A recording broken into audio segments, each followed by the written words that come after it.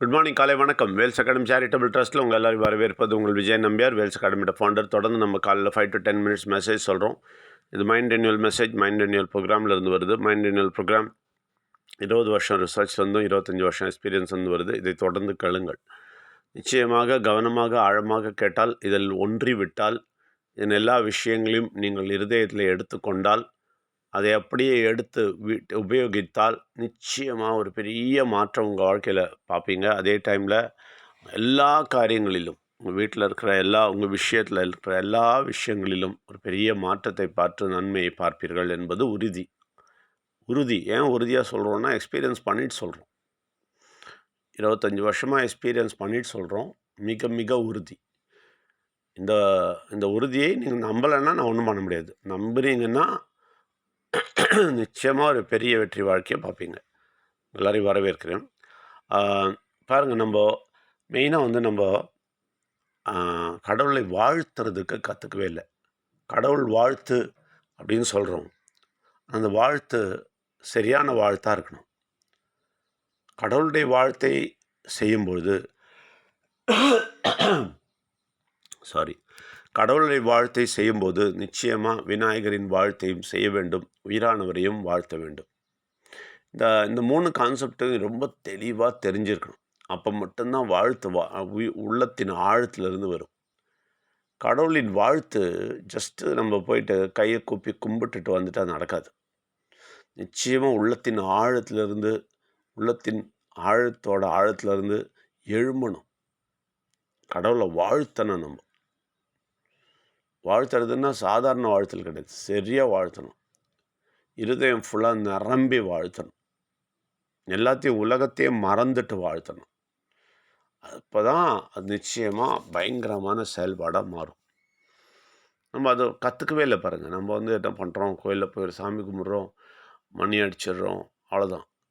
அங்கே பார்த்துட்டு சாமின்னு கும்பிட்டுட்டு காப்பாற்றுப்பா, எனக்கெல்லாம் கொடுப்பா அப்படின்னு சொல்லிட்டு வந்துடுறோம். வாழ்த்துறோமா? எங்கன்னா எப்போனா வாழ்த்துறோமா? சத்தமாக வாழ்த்துறோமா? ஓ, என்னை காப்பாற்றுனீங்க, அதுக்காக நன்றி சொல்கிறோமா? அவர் காப்பாற்றுனதே நமக்கு தெரியாது. நமக்கு தான் அவர் காப்பாற்றுனதே தெரியாது. நம்ம ஜஸ்ட்டு கும்பிட்டுட்டு வந்துடுறோம். அவர் காப்பாற்றுறதுக்கு ரெடியாக இருக்கிறார். கெட்ட சக்தி கவ்வி பிடிச்சிட்டு இருக்குல்ல, அவன் பிடியிலேருந்து பிடிச்சி இழுத்து நம்மளை வெளியே போடுறாரு. அந்த அனுபவம் உங்களுக்கு வந்திருக்கா? இல்லை.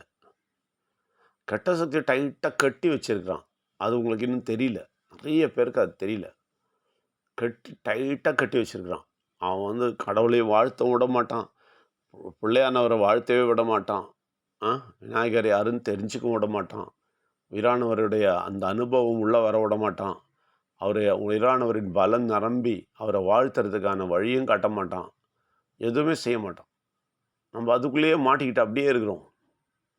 அதுலேருந்து வரணும். நீங்கள் பாருங்கள், நிறைய மக்களை பாருங்கள், யாரெல்லாம் இந்த கடவுளை பற்றியும் பிள்ளையானவரையும் உயிரானவரையும் புரிஞ்சுக்கிட்டீங்களோ உங்களுக்கு தெரியும். உங்களுக்கு அந்த வித்தியாசம் தெரியும். நினச்சி பாருங்கள். யாருன்னா வாழ்த்துறாங்களா? ஏன்னா விடுதலை அடைஞ்சாங்களா அப்படின்றது உங்களுக்கு தெரியும், அடையலைன்றது. ஏன்னா நீங்கள் அதை அடைஞ்சிட்டீங்க. உங்களுக்கு விஷயம் தெரியும், உங்களுக்கு தெளிவு வரும். ஆமாம், நான் விடுதலை அடைஞ்சிட்டேன், கெட்ட சக்திக்கிட்ட தப்பிச்சிட்டேன், கடவுள் என்னை காப்பாற்றிட்டாரு அப்படின்ற எண்ணம் உங்களுக்கு இருக்கும். அது இல்லாதவர்கள் தான் இந்த உலகத்தில் இருக்கிறவர்கள், இதை தெரியாதவர்கள். நிறைய சாமி கும்பிடுவாங்க, சடங்கு சம்பிரதாயம் பண்ணுவாங்க, கோயிலுக்கெல்லாம் போவாங்க. ஆனால் கெட்ட சக்திக்கிட்ட இருந்து தப்பிக்கிறதுன்றதே உங்களுக்கு தெரியாது. கெட்ட சக்தி டைட்டாக கட்டி வச்சிருக்கிறான்றதும் தெரியாது. அவனுடைய சிகிச்சை பிரகாரம்தான் இவர்கள் வாழ்க்கை நடந்து கொண்டிருக்கிறதுன்னு தெரியாது. அந்த சிகிச்சையில் மாட்டிக்கிட்டு தான் இவங்க கடன் வாங்கிறது, பிரச்சனையில் மாட்டிக்கிறது, சண்டை வர்றது, வியாதி வர்றது எல்லாமே அதனால தான் அப்படின்னும் தெரியாது. என்ன நினச்சிட்ருக்குறாங்க எல்லாருன்னா, ஏதோ இதெல்லாம் நடக்குது, சாமியை நம்ம கும்பிட்டு வரலாம், அதெல்லாம் நடந்துனே இருக்கும், அப்படி தான் நினைக்கிறாங்க. நடக்கவே கூடாது அப்படின்னு சொன்னாலே அதிசயப்படுறாங்க. நடக்காமல் இருக்குமா? வியாதி வராமல் இருக்குமா? பணக்கஷ்டம் இல்லாமல் இருக்குமா? லோன் இல்லாமல் இருக்க முடியுமா? கடன் வாங்காமல் இருக்க முடியுமா அப்படின்னு நினைக்கிறாங்க. நாங்கள் அனுபவத்தில் சொல்கிறோம், நிச்சயமாக முடியும். 1 பைசா கடன் இல்லாமல் நாங்கள் 25 வருஷமாக வாழ்ந்துட்டுருக்குறோம். 1 பைசா கடன் இல்லாமல். ஒரு வியாதி, எந்த வியாதி வந்தாலும் தெரித்து விட்டுட்டு அதை ஓவர் பவர் பண்ணிட்டு அது மேலே உட்காந்துட்டு இருக்கிறோம். எல்லாமே நாங்கள் அனுபவித்து தான் சொல்கிறோம். இந்த அனுபவம் உங்களுக்கு வர வேண்டும். அது அனுபவம் வரணும்னா நிச்சயமாக கடவுளை வாழ்த்த வேண்டும். வாழ்த்த கற்றுக்கொள்ள வேண்டும். விநாயகரை வாழ்த்த கற்றுக்கொள்ள வேண்டும். உயிரானவரை வாழ்த்த கற்றுக்கொள்ள வேண்டும். அவர்கள் நம்மை காப்பாற்றினார்கள் என்று சத்தம் போட்டு சொல்லணும். கடவுளே என்னை காப்பாற்றிட்டீங்க, அதுக்காக நன்றி கடவுளேன்னு சொல்லணும். கடவுளுக்கு நன்றி சொல்லணும். உள்ளத்தின் ஆழத்தில் இருந்து சொல்லணும். பலமாக சொல்லணும். இதை செஞ்சோன்னா கெட்ட சக்தியோட எல்லா தந்திரங்களும் தோற்கடிக்கப்படும். இந்த கெட்ட சக்தி உங்கள் வாழ்க்கையில் செய்யலை எல்லா விஷயங்கள்லேருந்தும் ஓடி போயிடுவான். நிச்சயமாக எல்லாத்துலேருந்து உங்களுக்கு விடுதலை கிடைக்கும். பெரிய வெற்றி கிடைக்கும். இதை நல்லா கற்றுக்குங்க. ரொம்ப ரொம்ப முக்கியம். ஓகேங்களா? வாரத்தில் வர்றவங்க போன வாரம் எல்லோரும் வந்துட்டீங்க. போன வாரம் இல்லாமல் இந்த வாரம் நடுவில் வர்றவங்க டேட்டும் டைமும் ஃபிக்ஸ் பண்ணுங்கள். சொல்லுங்கள். யாரெல்லாம் வாரம் வாரம் வரீங்களோ அவங்கெல்லாம் டேட்டும் டைமும் நிச்சயமாக இப்போயே சொல்லிவிடுங்க. ஏன்னா அது ரொம்ப முக்கியம். ஏன்னா கிளாஷ் ஆகக்கூடாது.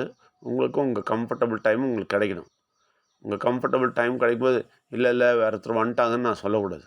அப்போ அதுக்கு முன்னாடி நீங்கள் ஃபிக்ஸ் பண்ணிக்கிறது நல்லது. முன்னாடியே உங்கள் டைம் சொல்லிட்டிங்கன்னா நான் யாருக்கும் அது கொடுக்க மாட்டேன். அப்போ உங்களுக்கு தெளிவாக இருக்கலாம், இந்த டைமில் நம்ம போகிறோம் அப்படின்னு சொல்லிட்டு. அதனால் அந்த டைமை ஃபிக்ஸ் பண்ணிவிட்டு கொஞ்சம் சொல்லிவிடுங்க. ரொம்ப ரொம்ப முக்கியம். நிச்சயமாக சொல்கிறேன். இந்த வார்த்தைகளை இந்த விஷயங்களை கொஞ்சம் ஆராய்ந்து பாருங்கள். யோசித்து பாருங்கள். நம்ம வாழ்த்தி இருக்கிறோமா? நம்ம கடவுளை உயர்த்தி வாழ்த்தி இருக்கிறோமா? நம்ம கடவுள்கிட்ட சொல்லியிருக்கோமா? கடவுளை கெட்ட சக்திகிட்டேருந்து என்னை காப்பாற்றுங்க நன்றின்னு சொல்லியிருக்கோமா? நம்ம உலக வாழ்க்கையில் வாழும்போது சொல்லதே கிடையாது. ஏன்னா அது உணர்ந்ததே கிடையாது பாருங்கள். கடவுளை தெரிஞ்சிட்டப்புறம், பிள்ளையானவர் தெரிஞ்சிட்டப்புறம், உயிரானவர் தெரிஞ்சிட்டப்புறம் நிச்சயமாக அதை உணர்வீர்கள். உணர்ந்து நீங்களாம் நன்றி சொல்லுவீங்க.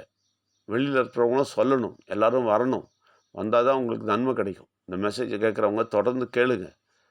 யாருன்னா பாண்டிச்சேரியில் இருந்தால் வந்து பாருங்கள். பாண்டிச்சேரிக்கு வெளியே இருந்தால் மாதத்தில் ஒரு தடவையாவது வாங்க. இல்லாட்டி ஆன்லைனில் வர்றதுக்கு ஏற்பாடு பண்ணுறோம். அதுக்கான ஆன்லைனில் வர்றதுக்கு விருப்பம் இருக்கிறவங்க வாட்ஸ்அப்பில் இந்த வாட்ஸ்அப் நம்பரில் எங்களுக்கு சொல்லுங்கள். எங்கள் வாட்ஸ்அப் நம்பர் 9886158805. திருப்பி சொல்கிறேன், 9886158805. அந்த வாட்ஸ்அப்பில் ஓகே நான் ஆன்லைனில் நான் உங்க கூட பேச விரும்புகிறேன், இதெல்லாம் கேட்க விரும்புகிறேன்னு சொன்னீங்கன்னா நிச்சயமாக ஆன்லைன் நாங்கள் அரேஞ்ச் பண்ணுறோம். ஆன்லைனாக நம்ம எல்லோரும் கூடலாம். நிச்சயமாக கடவுளை வாழ்த்துவோம், வெற்றி பெறுவோம். எல்லோரையும் வரவேற்கிறோம். நன்றி, வணக்கம்.